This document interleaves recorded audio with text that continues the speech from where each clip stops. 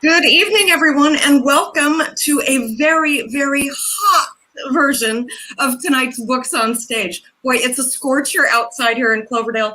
I think we clocked in at 108, and I think I clocked out at about 102. It's awfully warm, so we hope that you've poured a cold glass of something to join us. I'm pretty excited about tonight's author. Once again, we're staying pretty local, which is such a wonderful thing. Tonight's author that will be joining us is the wonderful Miss Barbara Baer. Barbara grew up in California, got her MBA and MA at Stanford University before moving to South India to teach, study dance, and have experience unlike anything in her American life. Barbara's lived many years in Sonoma County, where she writes, edits, and teaches through the county jail program, tends a garden and an orchard of pomegranates and olives, and is an active environmental and political causes. She lives with her husband, Michael Morey, also a writer, jack of all trades, who keeps things going. Ladies and gentlemen, please welcome with me, if you will, Miss Barbara Baer. Hello, Barbara. Thank you for joining. Hi, Jude. Thank you. Welcome, welcome, welcome. So I just gave a little brief introduction. Why don't you tell everybody that's joining us a little bit about yourself and how you became the writer of more than one, more than two, more than three novels? Four. Four. Yeah. And any number that never saw the light of day, which I've been in the process of turning into recycled paper. And many stories. And I was a journalist, so that I learned a lot writing on deadlines. That was great. I was a teacher, both in India and the former Soviet Union, and in Ohio at Denison University. So that was very interesting. I've never been much of a dancer myself, but I've loved dance, studied dance, more enjoyed, got a great deal out of watching dance. And my first novel, the second novel that was published, is called The Ballet Lover, which is about ballet. And the one before this one is called The Last Devadasi. That's about the Indian system, which had Devadasis who were temple dancers. Those were from experiences of mine, watching, living in India. I also, when I lived in the Soviet Union, the first book I wrote, that I have published, is called Grisha the Scrivener, and it's about a dissident in the former Soviet Union. This novel, The Ice Palace Waltz, is a family story. Much of it I was able to verify through letters. I found trunks of letters. I found my grandmother's wedding book. She was married in Leadville, Colorado, where the story begins. I found a lot that gave me enormous riches to be able to look at and feel how they lived as much as I could. And what I didn't know, I invented. And Ice Palace Waltz, I hope, is an historical novel. It starts in 1889 and ends in 1937. But it's a novel of characters. And none of my family who are portrayed more or less are alive. But I would hope they would not feel misrepresented in some way. But I did take artistic license. So the novel begins in 1889 in Leadville, Colorado, where the western branch of of this book, there are two families whose lives intersect and they marry their children. And the first group are pioneers. They were called the Pioneer Jews. And they came out west. They came out to San Francisco. They came all over the West. They followed sort of the gold rush. And in the case of Leadville, the silver mining, they might have been miners, but more likely they were shopkeepers and suppliers of goods and so on. Some of them became very rich, the Guggenheims and so on. The family I'm writing about, they had dry goods stores and liquor stores. They didn't become rich. So the first part, and I'm going to read just a page and a half, very short, from the very beginning. And it ends in 1907 when there was a tremendous financial crash in the United States. There had been financial disasters all through the 19th century. And although they aren't as well known as 1929, the Great Crash, they wreaked havoc in people's lives. I mean, people lost everything, banks went under, farms were lost, and so on. And this happened in 1907. It was called the Banker's Panic or the Rich Man's Panic. And it centered around really a gambit around copper. So the first part of this novel ends in 1907 when the family in Leadville has suffered great losses because of the financial bust. They have nothing. It then goes to 1907 in New York City, where the more urban part, half of the family lives, and they also have invested everything in copper, and they lose everything. And that continues until the daughter of the bankrupt family marries for money. The next part starts in California in 1929, right before the Great Crash. And it also concerns how families, how lives are lifted up and devastated through our very risky financial system. I mean, we know it from more recently, 2008, and we knew it before that with the savings and loan debacle. So we understand that. And then the final part starts in about 1935 and concludes in 37, which is really in the shadow of the coming of the Second World War. And the young couple who are the children of the Leadville family and the New York family that we followed earlier, they're going to Europe and they're learning what's going to happen that a lot of Americans weren't aware of, but Europeans were. And it is a novel with the main characters are Jewish, my relatives on both sides, but it really is anybody's story, any immigrant's story. It's not particularly about religion at all. It's really about integrating into America the way immigrants always want to do, and all the things that can happen to them in the process. It's a love story, comic bits, and so on. So I think, shall I read from that would be lovely. With my glasses, of course. Leadville, Colorado, 1889. In the Leadville bars during long and frigid winter nights, the main topics of conversation went from universal disasters, earthquakes and fires, to local particulars, mine collapses, fires, and the falling price for silver.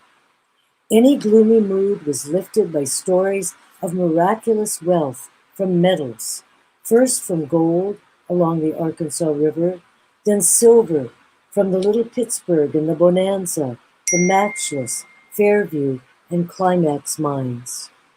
Each story of Leadville's boom days increased the drinker's thirst and revived memories of that time a decade and more earlier when the snowbound mining camp in the Rocky Mountains had been the richest square mile on earth, a time when veins of silver washed like rain from the Mosquito Range into the Arkansas River Valley.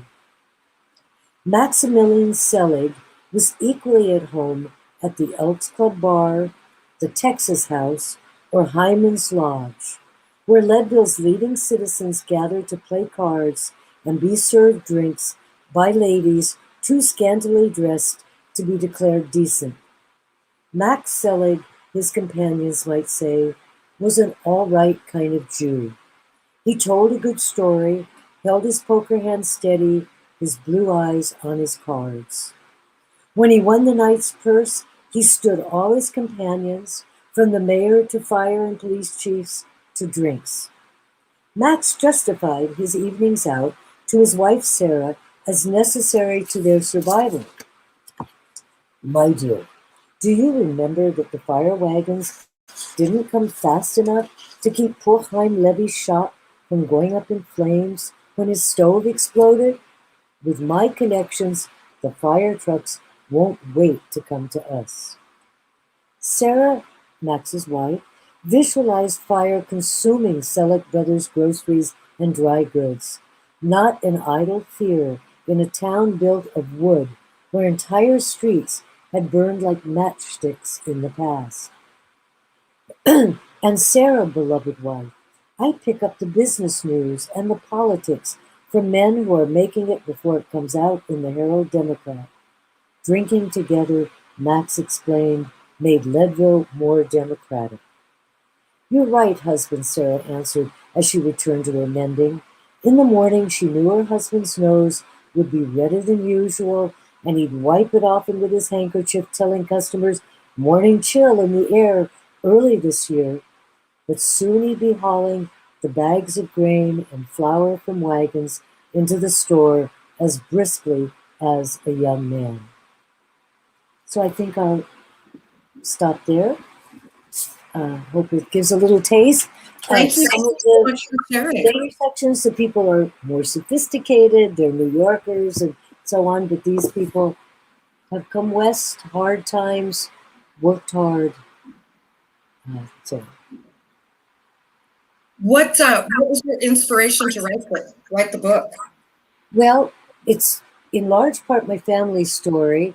I heard stories about how my grandmother, on my mother's side, had to marry a man she didn't love because the family had gone bankrupt in this 1907 crash.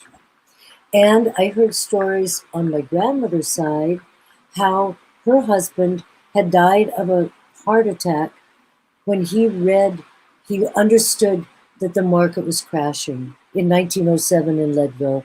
He'd had rheumatic fever and should never have stayed in Leadville, an altitude of over 11,000 feet, the highest incorporated town in America. And he never was well, but he fell in love with my grandmother and stayed. And he had nasty, mean uncles who would never let him take his fair share and leave. So when he read the ticker tapes that copper he'd invested all of their savings in crashed, his heart gave out, and he died a few days later in Leadville. And I knew those stories. I also knew the stories of the romance between my mother and father, which was not a smooth road romance. My mother had loved my father long before long before he really took notice of her. She was a work companion. They both worked in advertising after the crash in the 30s. He was a big drinker.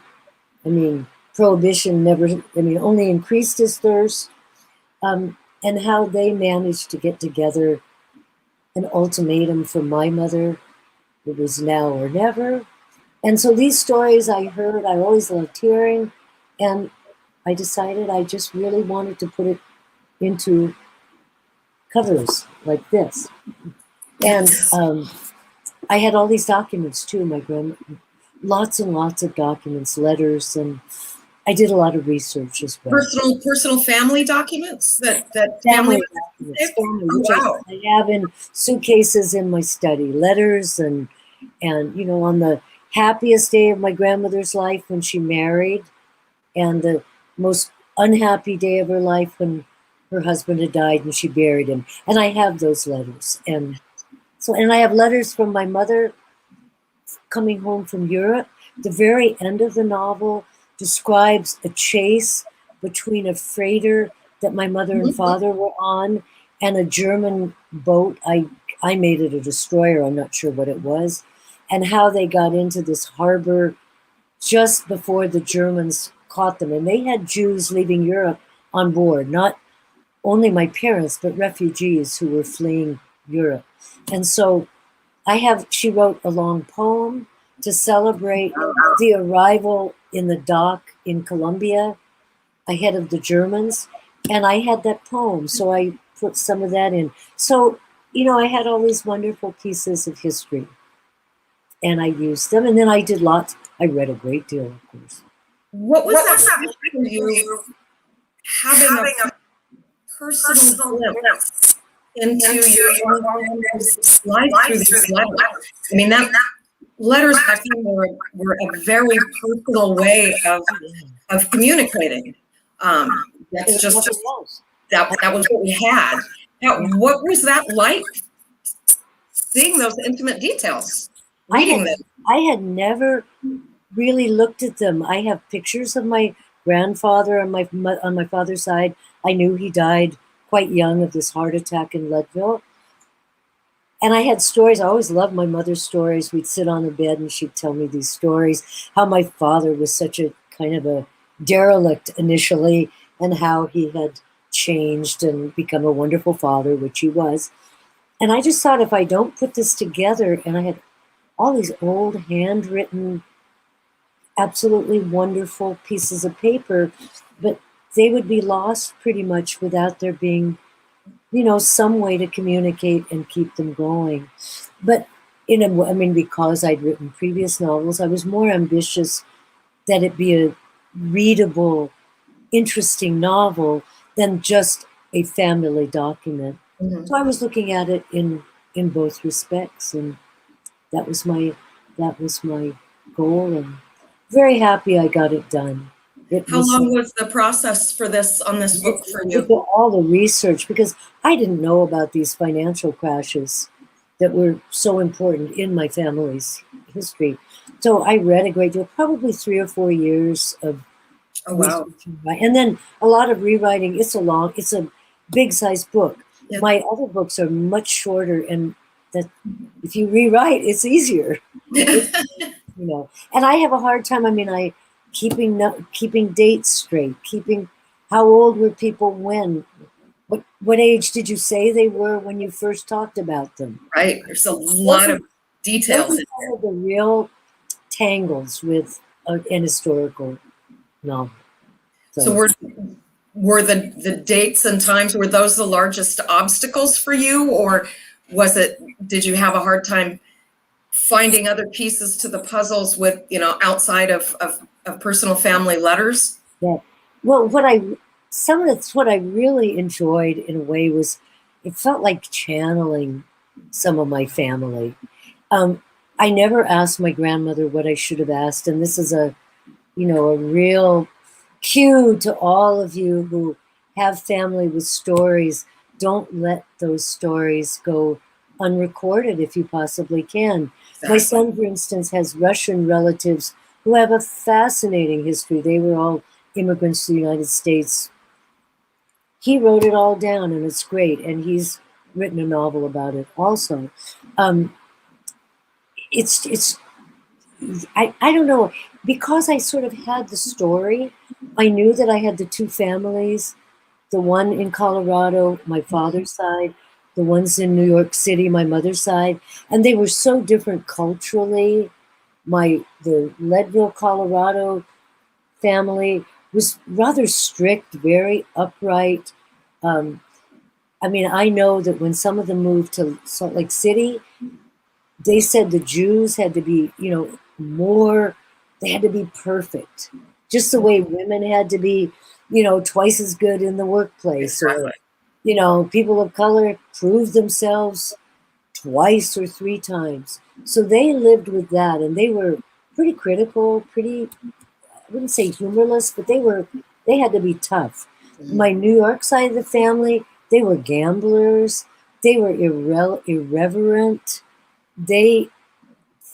Whatever. So it was hard for the families to get together, and they didn't much care for each other initially, if ever, because they were so different. Oh, wow. They were very urban, very kind of money-oriented gamblers. My uncle, in reality, and he's in the book, he really never worked a day in his life. He gambled all the time and played cards for money. And that was anathema to these Western Jews who, valued hard work and right. So very different. And I enjoyed that mix. It was kind of like 2 rivers coming together and making a kind of turbulence. And I enjoyed that. And I also My mother's mother, who died when I was 5 and I didn't really know her, I made a lot of, she's Tilly in the novel, Mhm. and that was great fun, writing a comic character. So I enjoyed that. What a powerful feeling to breathe life into someone like that and be so creative. I really enjoy your writing style. It's a absolutely wonderful book. What are some of the authors that have inspired you along your way?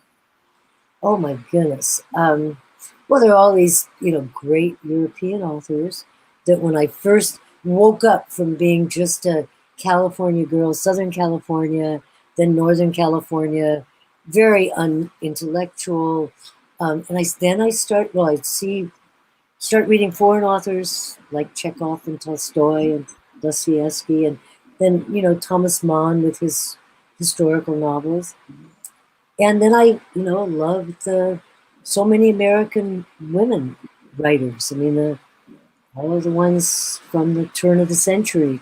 I've just now been reading a 19th century British writer, Elizabeth Gaskell, who wrote The Cranford, that was a PBS, if you saw it.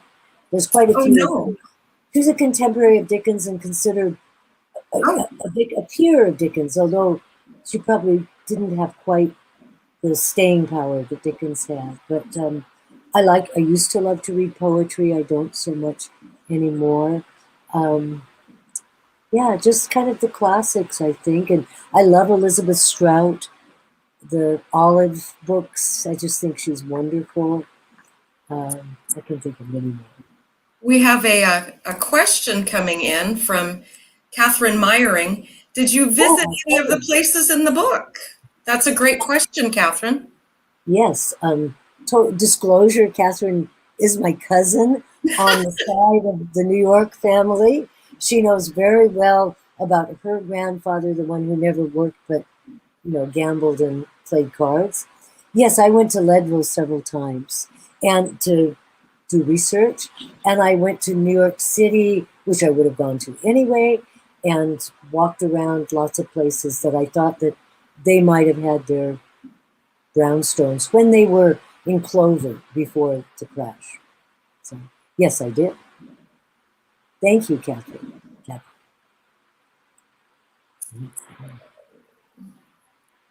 Jonathan Graham asks, when you were doing your research, did you find that there were still even more family stories to tell? Oh, I'm sure that there were. There were so many stories about a great aunt on my father's side from the Leadville family, who was in a way sort of the black sheep of the family. She didn't marry, but she certainly had lovers. And I have her have an Irish lover, which was just have been, nobody could have known about that in her family. I mean, she had to keep that secret. And I have him a labor organizer, which I kind of think he was. So those stories that of others that couldn't be there, and my cousin Catherine's side of the family, there are many stories that didn't go into the book. So Does that yeah, mean that there's going to be lots more another families book? because there were. I don't know about that. I think I did the main thing here, but the Leadville side of the family, there were 6 children, and each of them had a fascinating life. And I know much more about them than I put in the book.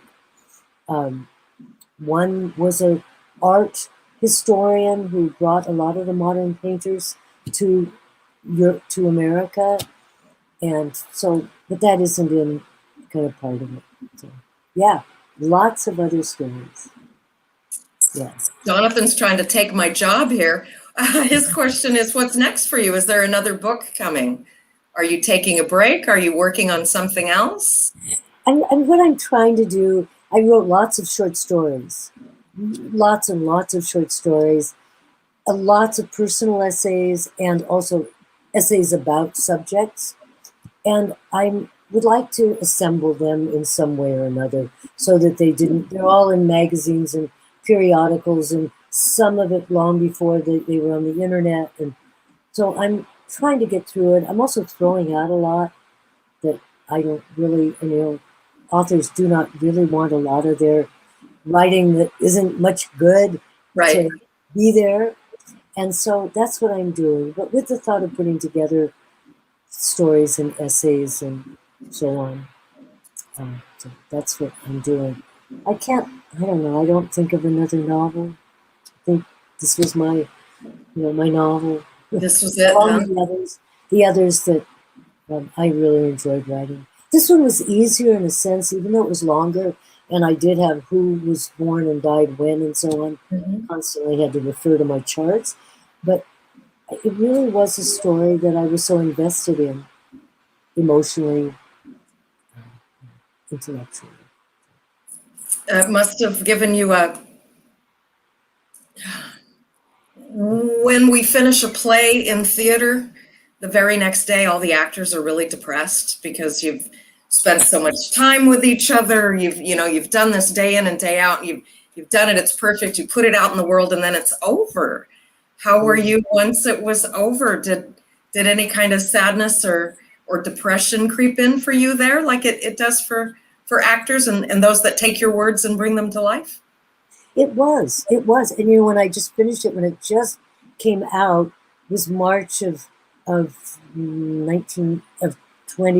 Wasn't that when COVID started? Mm-hmm. So there was many things I was going to do with the book, bringing it to readings and all sorts of things, which didn't happen, including going to Leadville, where the little synagogue where my grandparents were married, it fell into total disrepair, was used as a rental place, and then just kind of a junk heap. And a guy came from New York named Bill Korn, who had no interest in, he thought, in doing anything Jewish. He was Jewish, but he was a hippie on a motorcycle. He didn't really want to do anything. And he ended up just being fascinated by this history of Leadville's Jews. And he restored the synagogue. He restored the cemetery where my family is buried and many others. And I was going to go and bring the book and go to the shul where my grandparents were married and so on. And so none of that happened. So I was looking forward to it. But I also, yes, I felt like I had lost my parents and grandparents that I was so with as I was writing, and that they were really gone.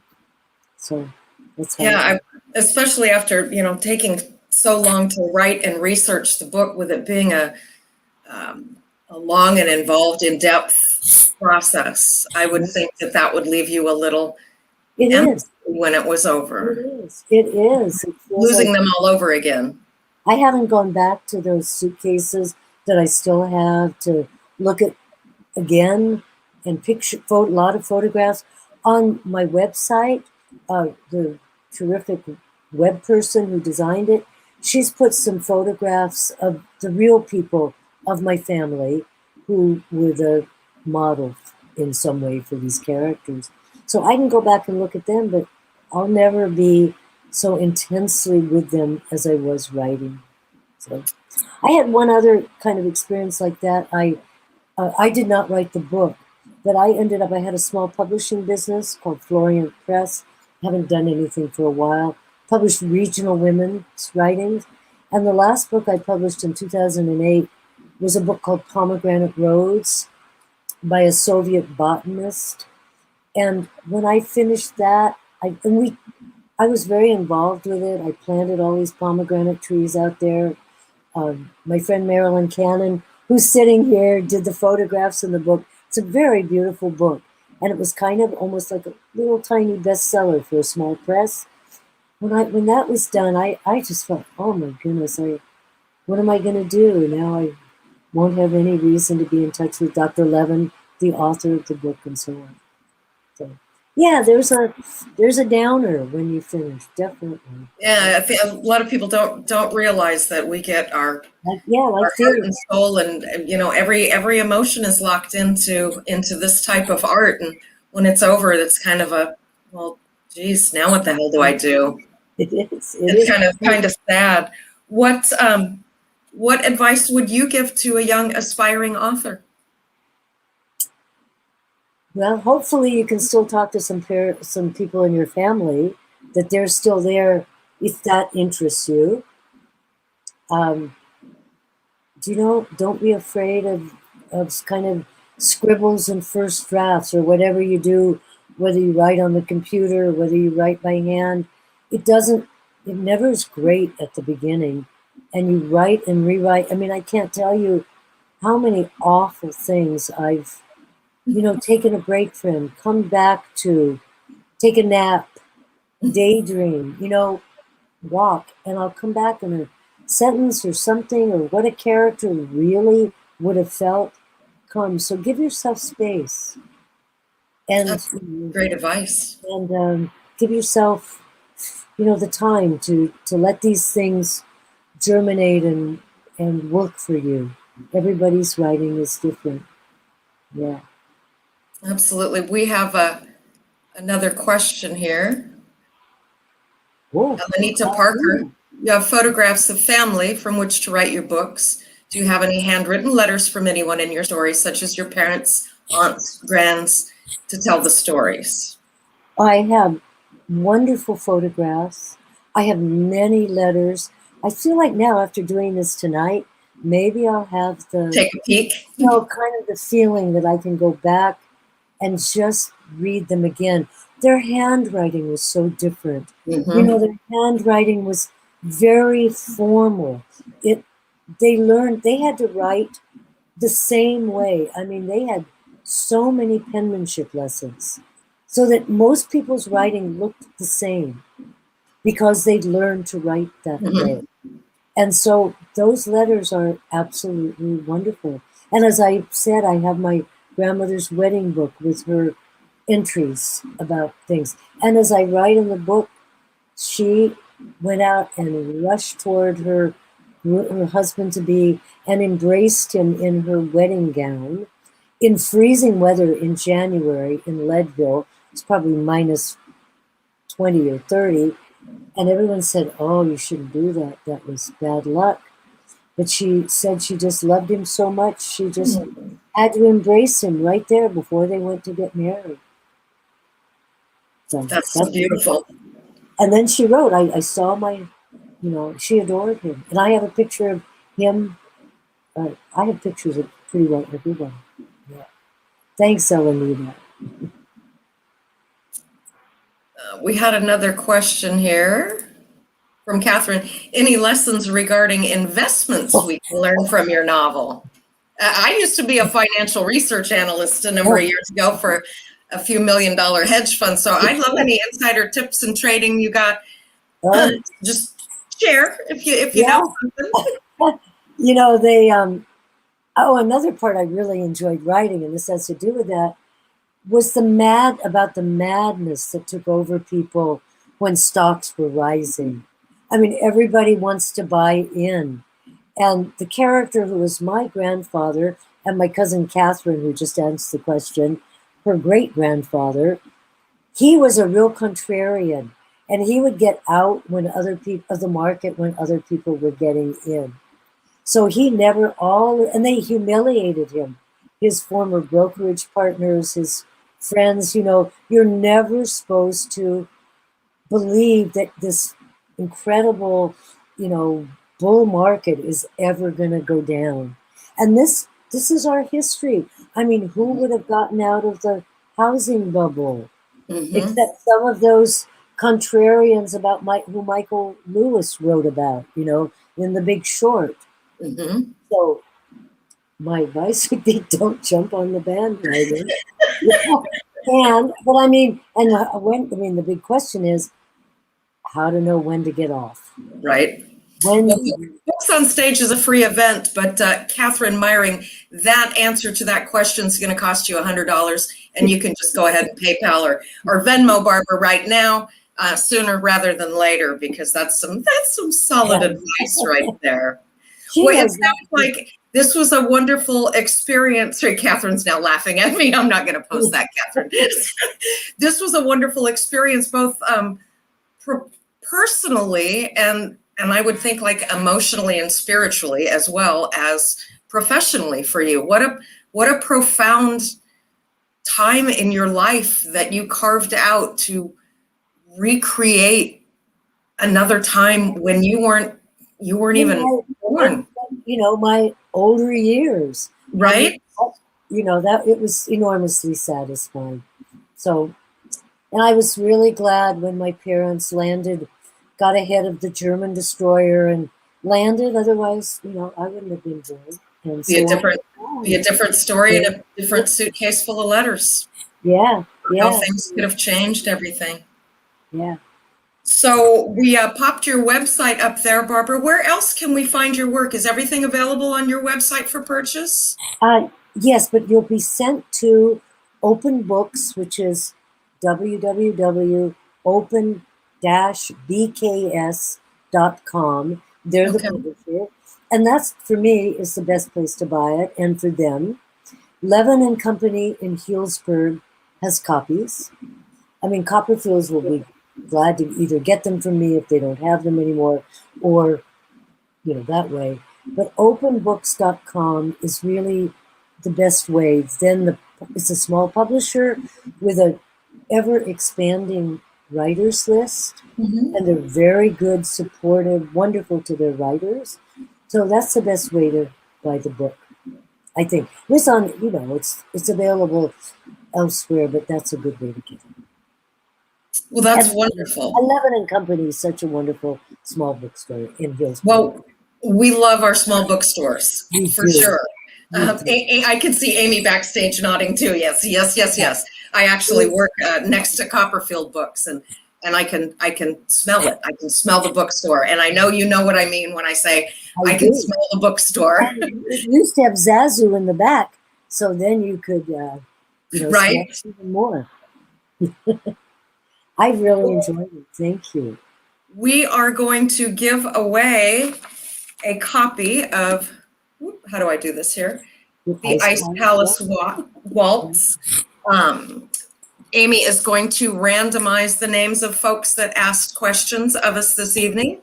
And as soon as she tells me who that might be, we will let you know how to get a copy of your book, as I do multiple things here at the same time.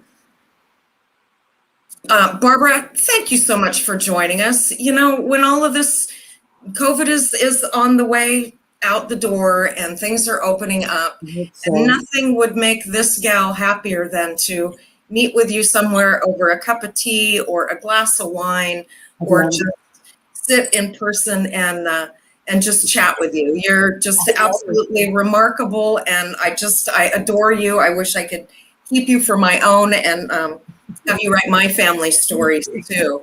Well, get yours. Get your family stories. That's the takeaway. There you go. I enjoyed it so much, and I truly appreciate it. It's been quite a year. Our pleasure, my dear. Our hot season is not an easy one. Right. Summer, whatever. So good luck to everyone. Thank you so much for joining us tonight. And Elenita, my darling, Miss Parker, you have won the book. So if you would send a private message, we'll grab that on the other end. We'll need your mailing address, and we'll either hand deliver that if you're close by one of us. If not, the lovely folks at the U.S. Postal Service will deliver that to you. I will deliver a book to Elenita. Oh. I see Elenita. We hit tennis balls, and we're good friends.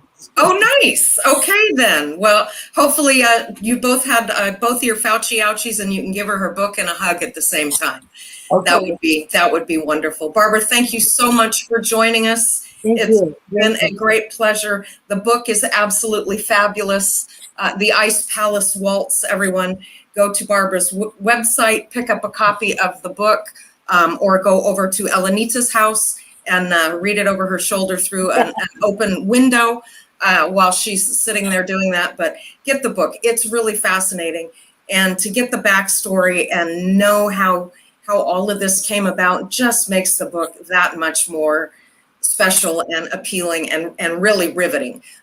Just knowing that happened to those people, and this was a real part of your family's history. And that's so very wonderful. And like Barbara says, everyone, Record your mom and dad, record your grandma and grandpa, crazy Uncle Joe.